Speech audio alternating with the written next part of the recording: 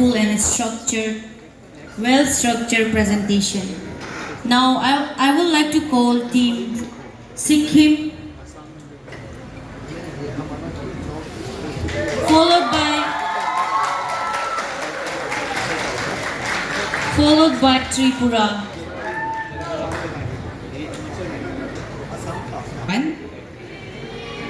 Good evening, everyone. I'm Vindita Basnet from the state of Sikkim, and today I will be presenting you on the topic Cultural Heritage of Sikkim.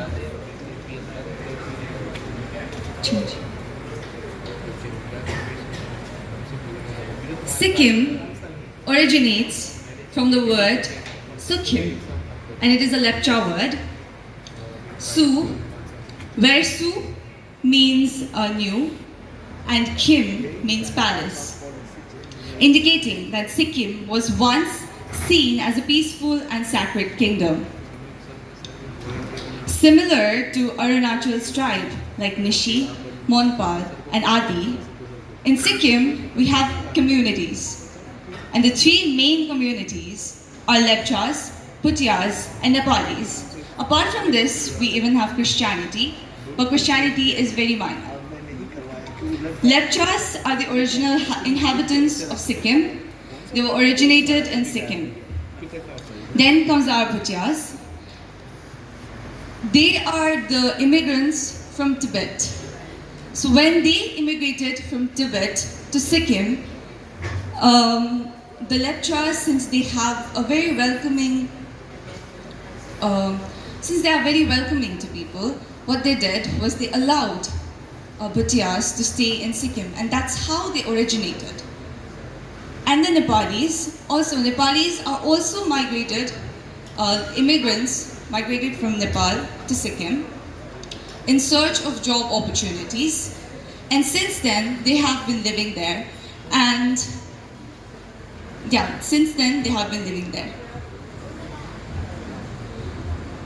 Sikkim is a very religious state and a spiritual heritage. So, if we talk about religion, we have Hinduism, which is majority in Sikkim.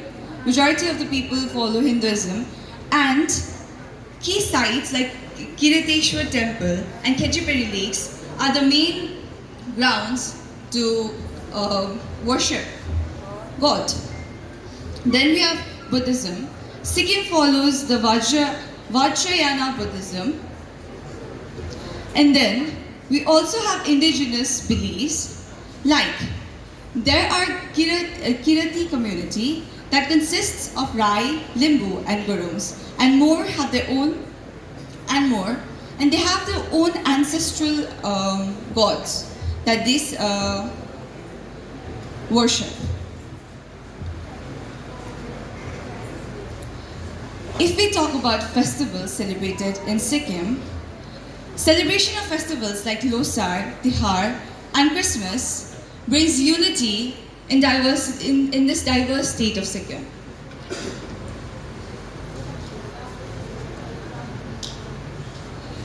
Losar, as you can see in the picture, is the Tibetan New Year that came along with people from Tibet coming to Sikkim. Sagadawa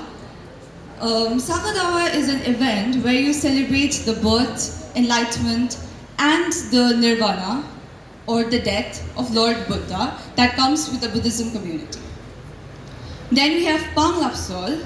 In Panglapsol, what happens is the the community believes that Mount Kanchenjunga, which is located in Sikkim, also shares its border with Nepal. Mount Kanchenjunga, what it does is it protects the community. So to give a tribute to Mount Kanchenjunga, we celebrate Panglapsol, where there are two different types of masks worn by people, and songs and dances are performed. Dasai or Dashera, which is celebrated for victory of good over evil. And then we have Tihar, which is the festival of lights and joy, which is also known as Diwali. But This Tihar and Dashera, Dasai, is celebrated a little bit different in Sikkim, in a little bit Nepali way in Sikkim. The traditional attires and handicrafts of Sikkim. For traditional attire, bhutyas, they wear bakhu. It is a robe-like attire which you tie around. As you can see, the dress that I'm wearing today is a variant of bakhu. The lepchas wear dumpra for boys, and for girls it's dumban, and they are made out of natural fibers. And for Nepali, we have for men it's daura surwal, and for women it's chaubandi cholo or gunyu cholo. So as you can see, this is the bhutya, the bakhu, this is the lepcha's dumban, and this is the Nepali's gunyu cholo. For handicrafts, mask making, wood carving and sculpting is one of the major arts that our community does. For mask making, as I told, in dances that are done, religious dances that are done, like in Panglapsol, we make masks that are worn by people which are handmade. And then we have for wood carving and sculpting, you know, the sculptures of God and goddesses are sculpted by them by wood carving and sculpting. And not only that, it also helps in the infrastructure, as the lepchas and bhutia communities, when they build homes, what they do is in the interior they have a special pattern that they carve. So that carving is also done by wood and by the people who practice this wood carving. Thangka painting is one of the major arts that they do, and as today we visited the State Museum, we saw a Thangka painting. So it's very similar to that, and that is also practiced in Sikkim. Folk music and dance.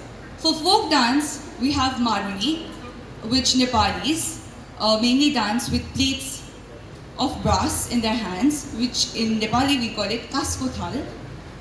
So we use that and we dance with it. And for folk music, there is Lokgeet or Dohri, where poems are recited or poems are sung in a musical way. Do you all know any Sikkimese food? Do you have any favorite Sikkimese food? Or do you have any knowledge about food in Sikkim? Gundruk. Gundruk. Momo. Okay. Yeah. Sikkim people, do you have any favorite food in Sikkim? Okay, so let's talk about the cuisines in Sikkim. We'll talk about momo a bit later. But let's start with the gundruk. What is gundruk is that it is fermented and dehydrated leafy green vegetables dish that is originated in Nepal, came to Sikkim when people were migrating from Nepal to Sikkim. The Nepalese were migrating to Sikkim. For those who watch Korean content, it is the Nepali kimchi. You can have it in soup, you can have it dry, you can have it pickled. So yeah, that is gundruk. Churpi. I see that Arunachal people also have churpi, but I think you say it's something else. But it is a traditional nutrient-rich cheese from the Himalayan region, including Nepal, Bhutan, and parts of northeastern India like Sikkim and Arunachal. This is kinema. It is a traditional fermented soybean food, popular particularly among the Kirati communities of Sikkim, and it is said to be very high in protein as well. Sinki. One thing that people get confused is between gundruk and sinki. Gundruk is the leafy dried green vegetables, whereas sinki is indigenous fermented radish taproot. It is traditionally prepared by pit fermenting, and it is traditionally consumed as a base soup or as a pickle. Here comes momo.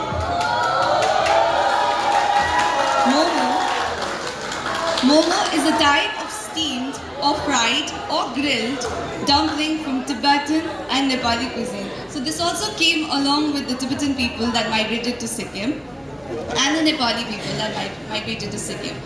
I hope you all have tasted momos.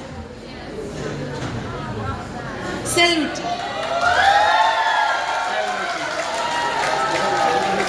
So sel roti is one of the unique food that we get in Sikkim, and it is majorly made of dough, and then this is majorly made during the festive seasons like Tihar and the Diwali and Dashera.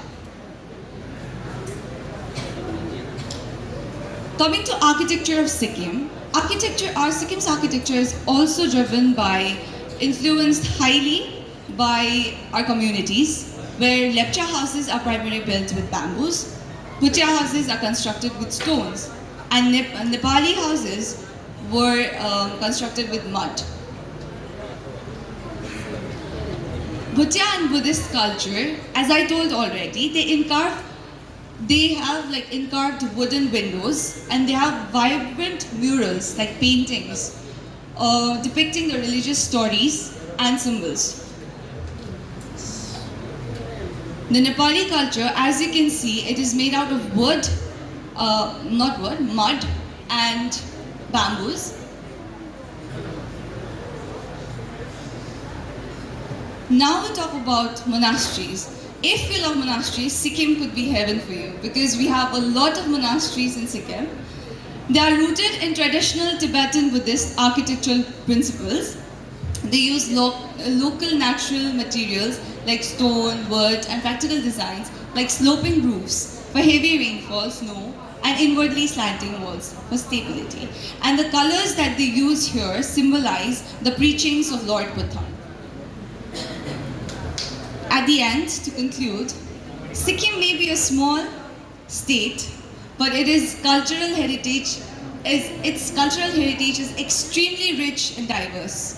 Its people, festivals, food, art, and architecture show a beautiful blend of tradition, spirituality, and harmony with nature. Thank you.